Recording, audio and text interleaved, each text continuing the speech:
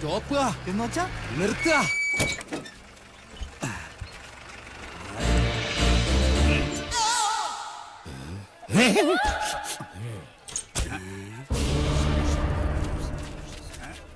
ആരാ? ഓ, ആശാരിമാരാണല്ലേ. ഇതിനു മുമ്പ് ഈ അങ്ങാടി കണ്ടിട്ടില്ലല്ലോ. ഇപ്പൊ കണ്ടില്ലേ? അത് മതി. താടിയ കുപിതനാണല്ലേ? അല്ല, യു രഘുത്തമൻ. പണി അന്വേഷിച്ചു വന്നതായിരിക്കും. താൻ ഞങ്ങൾക്ക് പണി തരണ്ട. ചെമ്പറയിൽ എന്റെ ഗുരുനാഥനുണ്ട്. അവിടേക്കുള്ള വഴി പറഞ്ഞു തരൂ. ചോരകണ്ണ മര്യാദ കെട്ടവരെ, നിനക്ക് വിഷഹാരി അറിയില്ല. വിഷ ഊതി കയറ്റാനും ഊതി ഇറക്കാനും ഒരു നിമിഷം വേണ്ടിരിക്കെ. വിഷരാജനാ ഞാൻ. നിലവിളിച്ച് മരിക്കാതിരിക്കുക. ഞാൻ വെറുതെ പറഞ്ഞതാ. ഒരു വിഷഹാരി. തനിക്ക് വിഷ ഊതി ഇറക്കാനേ അറിയാവൂ, തുപ്പാൻ അറിയില്ല. അച്ചോ, ആശാനെ കടിക്കാത്ത പാമ്പ് ഏതൊക്കെ? ചത്ത പാമ്പും കടിക്കില്ല, ഫോട്ടോയിൽ കാണുന്നതും കടിക്കില്ല. പാമ്പല്ല, മീന. ആശാനെ കടൽപ്പാമ്പിനെയും കരപ്പാമ്പിനെയും കണ്ട എങ്ങനെ തിരിച്ചറിയാം? പാമ്പിനെ പിടിച്ച് വെറുതെ നക്കി നോക്കുക. ഉപ്പുരസം ഉണ്ടെങ്കിൽ അത് കടൽ പാമ്പ്. ഏഭ്യൻ. ഇത് കാടോ അതോ വീടോ? രണ്ടായാലും നല്ല തടിക്കോളുണ്ട്. ഇതോടെ നമ്മുടെ അരിഷ്ടതകളൊക്കെ അങ്ങോട്ട് നീങ്ങാൻ പോവാ. നമ്മുടെ അല്ല, നിന്റെ. പട്ടാഴി നമ്പൂതിരി പണിക്ക് വിളിച്ചത് നിന്നെ അല്ല, ഇന്നെയാ. പോഴൻ. ഇനി മേലാൽ മൂക്കിലിരുന്ന് മൂളിയാൽ ചിന്തേരിട്ട് കളയും ഞാൻ. എന്തോ ആരോ വിളിച്ചു എന്ന് തോന്നുന്നു. വരിക. അയ്യോ ആശാനെ, മുള്ള്. ഇവിടെ വെച്ച് വേണ്ട, അങ്ങോട്ട് മാറി നിന്ന് മുള്ളുക. അതല്ല, കാലി മുള്ള്. കാലിലെങ്ങാനും മുള്ളിയാ കൊന്നു കളയും ഞാൻ. ആശ വരിക. ആശാനെ, ഒരു ശ്മശാന മൂകത. ഇവിടെ ആരും ഇല്ലേ? ഞാനിവിടെ നിൽക്കുന്നത് കണ്ടൂടാ തെണ്ടി. അതിപ്പോ ഞാൻ അവിടെ ആരും ഇല്ല. എന്നാ അവിടെ ആരും ഇല്ലെന്ന് ചോദിക്കാം. അവിടെ ആരും ഇല്ലേ? നോക്ക നക്കാനോ? എന്തോ തിന്നാൻ കൊണ്ടുവരുവാ. ഉണ്ണിയപ്പോണെങ്കിൽ ഞാൻ എടുക്കും. മനസ്സിലായില്ല. അന്തപുരത്തിലെ അമ്മച്ചിയുടെ പേരെന്താ? ഞാൻ അനന്തൻ. ഞാൻ അനന്തനോ? അനന്ത പത്മനാഭൻ. അമ്മച്ചയല്ല. എന്നാൽ അകത്തേക്ക് പോയി പറയാ, ഉളിയന്നൂർ ആശാരി വന്നിരിക്കണു. വെറും ആശാരിയല്ല, മൂത്താശാരി. അത്ര മൂത്തിട്ടൊന്നും ഇല്ല.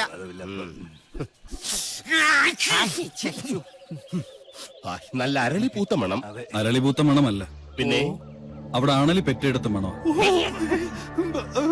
എന്താ കാണുന്നു? അയ്യോ പാമ്പ്, നീ അങ്ങോട്ടോട്, ഞാൻ എങ്ങോട്ടെങ്കിലും ഓടാം.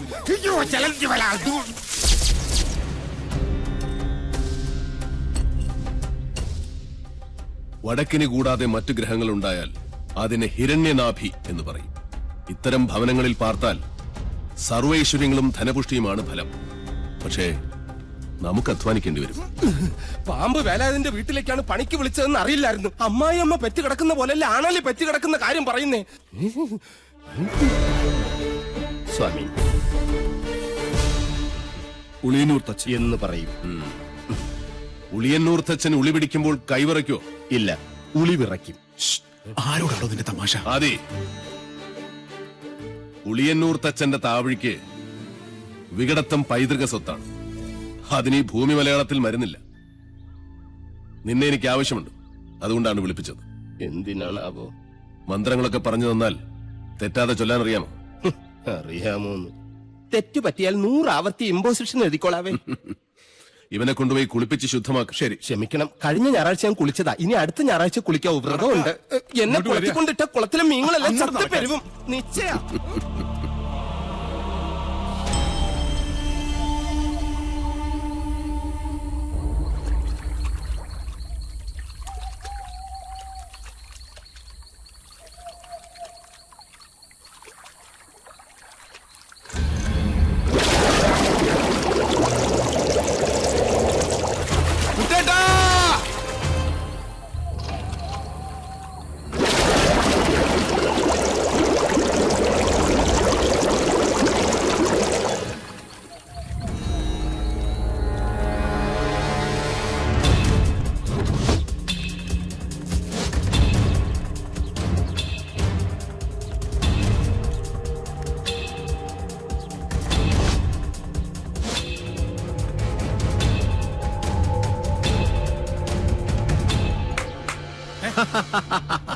അറിയോ ദ്രോണരുടെ കയ്യിൽ ഇതിലും വലിയ ദിവ്യായുധങ്ങളുള്ള കാര്യം?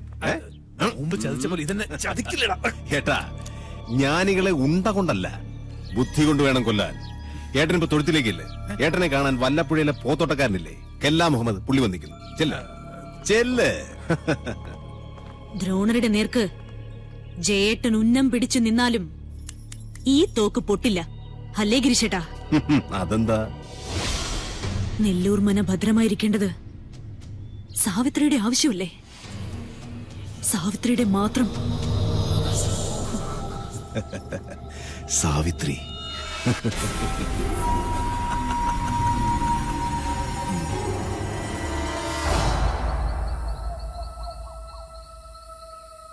ഞാൻ ജപിക്കുന്നത് അതേപോലെ ആവർത്തിക്കുക എല്ലാവരും. നേരത്തെ പറഞ്ഞു ഇനി മേലാൽ ആവർത്തിക്കരുതെന്ന്, ഇപ്പൊ പറയുന്നു ആവർത്തിക്കണമെന്ന്. ഞാനിതിൽ ഏതാ വിശ്വസിക്കണ്ടേ? എന്റെ മണി. കുശവ, ആചാര്യം പറഞ്ഞ അനുസരിച്ചാ മതി. ഓ,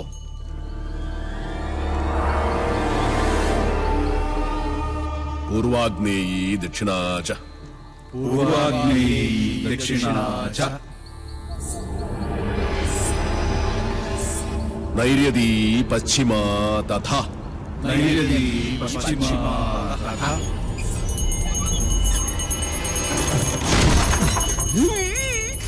വായവീ ചോത്തരൈ ശാനി വായവീ ചോദരീ ശനി ദിശാ അഷ്ടവിമാ സ്മൃത അഷ്ടവിമാ സ്മൃത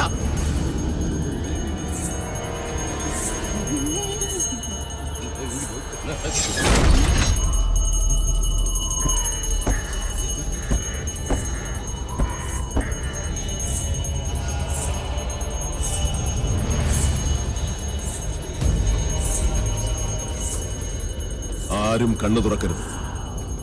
എന്ത് ശബ്ദം കേട്ടാലും ജപം നിർത്തരുത്. ചോര കണ്ടാൽ ഞെട്ടരുത്. ധീരരായ എന്റെ ശിഷ്യന്മാർ പോലും ഭയന്നിരിക്കുന്നു. ഇനി മതിയാക്ക നിന്റെ വായ്പാട്ട്. ആയുധപ്രയോഗം ബ്രാഹ്മണനെ വിധിച്ചിട്ടുള്ളതല്ല. എങ്കിലും ഞാനത് ചെയ്യും. അറുത്തെടുക്കും നിന്റെ നാവ് ഞാൻ. നീ മുടിയഴിച്ചിട്ട് കൂളിയെപ്പോലെ കൂവി ആരെയും നീ പരിഹസിക്കില്ല. ഓം വിശ്വകർമ്മണ്യേ നമഃ. ഇനി നിന്റെ നാവ് ചലിക്കില്ല.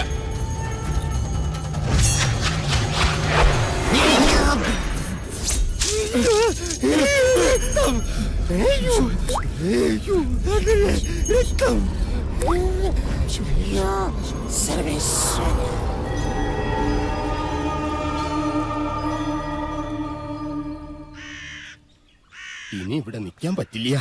രാത്രി ആയി കഴിഞ്ഞാൽ യക്ഷികളുടെ ഫാഷൻ ഷോ കണ്ടു മടുത്തു. ദാഹിക്കുമ്പോ ഷാർജ ഷേക്ക് കുടിക്കുന്ന പോലല്ലേ രക്തം കുടിക്കുന്ന ചരക്കകത്ത് കൂടിയിരിക്കുന്നത്. ഇനി ഞാനിവിടെ നിന്നാൽ എന്റെ ജീവിതം വവ്വാല് ചപ്പിയ മാങ്ങ. അവിടെ നിക്ക. തിരിഞ്ഞു നോക്കില്ല ഞാൻ. ഇതുവരെ ചെയ്ത പണിയുടെ കൂലി ഈ ഓട്ട് കിണ്ടി കൊണ്ട് അഡ്ജസ്റ്റ് ചെയ്യാന്ന് വിചാരിച്ചു. മുതലായിട്ടല്ല. കൂലി തന്നില്ലെങ്കിൽ തച്ചന്റെ ശാപം നിങ്ങളുടെ തലയിരിക്കും.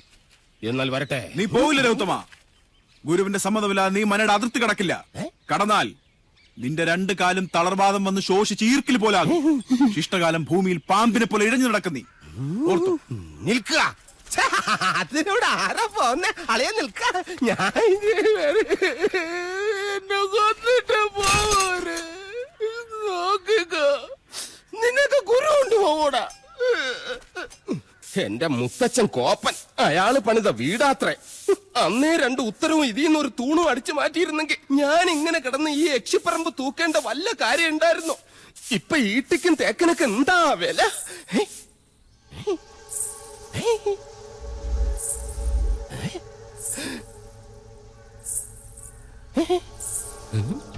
എന്തോ കിലുങ്ങുന്നുണ്ട്. ഇങ്ങനെ നിൽക്കുന്നോണ്ടായിരിക്കും. ഇരിക്ക. യമനെ കൊന്നയാമ്പ കൊമ്മിട്ടിരിക്കുന്ന പാർട്ടിയായ യക്ഷിപ്പറമ്പെന്ന് പറഞ്ഞത് പിടിച്ചില്ലായിരിക്കും. സാവിത്രി അമ്മേ, എന്നെ കൊല്ലരുത്. ഞാൻ സാവിത്രിയല്ല, തുളസിയാ. അതിനിടയ്ക്ക് പേരും മാറ്റിയോ? മാധവേട്ടനില്ലേ?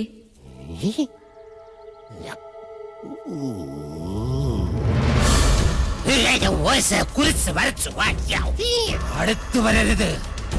അടുത്തു വന്നാൽ പേടിച്ച് മൂത്രമൊഴിച്ചു കളയും ഞാൻ. മാധവേട്ടൻ എവിടെ? മാധവേട്ടൻ എവിടെ? മാധവേട്ടനോ? എന്നെ കൊണ്ടൊന്നും പറയിപ്പിക്കരുത്. തലയ്ക്ക് വെളിവില്ലാത്ത 3-4 നമ്പൂരി ചെക്കന്മാരെ പിടിച്ച് അടുപ്പിന് ചുറ്റും ഇരുത്തിയിട്ട് സ്വാഹ സ്വാഹ എന്ന് പറഞ്ഞ് കുറച്ച് എണ്ണയും കോരി ഒഴിച്ചാൽ ഒരു യക്ഷിയും തളയ്ക്കാൻ പറ്റില്ല. യക്ഷിയെ തളയ്ക്കണമെങ്കിൽ ഏഷ്യാനെറ്റിലെ കടമറ്റത്ത് കത്തനാർ തന്നെ വരണം. അത് നിനക്ക് എങ്ങനെ അറിയാം? ഞാൻ കത്തനാർ സീരിയലിൽ കണ്ടിട്ടുണ്ട്. അതിലാണെങ്കിൽ ഒരു കൊച്ചു കിണറ്റിൽ വീണ് ചത്തപ്പോ കത്തനാർ ഇങ്ങനെ വടിയെടുത്ത് ഇങ്ങനെ കാണിച്ചേ ഉള്ളൂ. ആ കൊച്ചു ജീവനോടെ കയറി വന്നു. അത് ഏഴില്ലാതെ. നിർത്ത. തുളസിയെ കൊണ്ടാക്കാൻ ആരും വന്നില്ല? വരിക.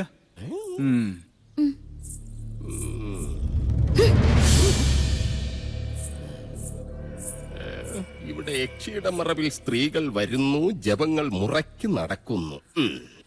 അങ്ങനെ ചിന്തിക്കാൻ പോലും പാടില്ല. എനിക്ക് കിടന്നാൽ ഉറക്കം. രഘുത്തമ. എന്താ? ദേ ഇവിടെ ഉണ്ട്.